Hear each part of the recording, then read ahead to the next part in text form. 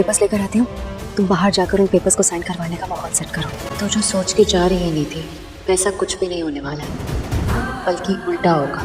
तू सोच भी नहीं सकती कि मैं क्या करने वाली हूँ। अच्छा, बड़ी माँ ने इतने प्यार से तेरे लिए तेरा फेवरेट खाना बनाया। Thank you so much mummy ji.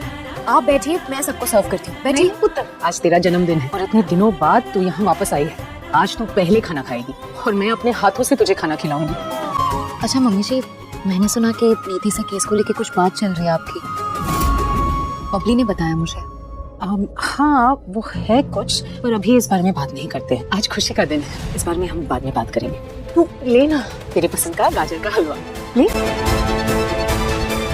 Mummy जी ये तो बहुत टेस्टी है। बड़ी हैप्पी बर्थडे। चलिए मेरी बर्थडे की खुशी में हम सब अपना मुंह मीठा करते हैं। जन्मदिन की ढेर सारी बधाइयाँ। ऐसे हमेशा खुश रहे और हमेशा हमारे साथ ही रहना। Thank you. पर नीति के आने वाले एपिसोड में एक अलग ही ट्विस्ट देखने को मिलने वाला है। यहाँ पर भाई नीति हाथ पैर जोड़ के परी को लेकर आ जाती है कि तुम पार्वती हो, परी बनकर आ जाओ। वो आ भी जाती है और यहाँ नीति के पड़ते हैं जोरदार थप्पड़। अब परी को तो भाई मौका मिलना चाहिए था घर में आने का, परी बन के आने का, क्योंकि उसको तो पता था, वो तो इस बात का ढूंढ ही रही थी मौका कि भाई मैं आऊं, नीति मुझे मदद मांगे और यहाँ पर मैं घर वालों की सबकी छुट्टी कर दूं।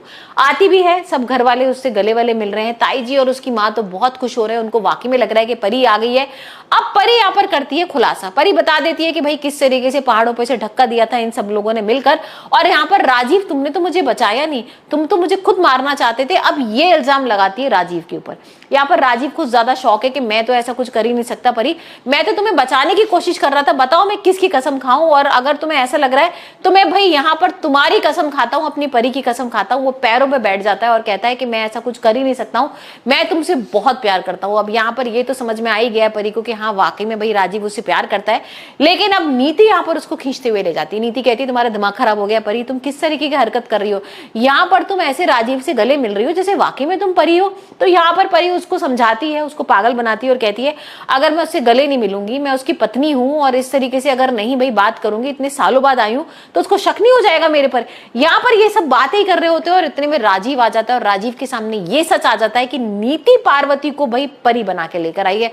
तो यहाँ वो गुस्सा हो जाता है और कहता है कि तुम्हारी हिम्मत कैसी होगी मेरे इमोशंस के साथ खेलने की, तुम परी बन के कैसे आ गए हो, मुझे तो लग रहा था तुम वाकई में परी हो, मेरी परी लौट कर आ गई, मैं बहुत खुश हो रहा था, तुम तो पार्वती हो और तुम ऐसा कैसे मेरे संग कर सकती हो।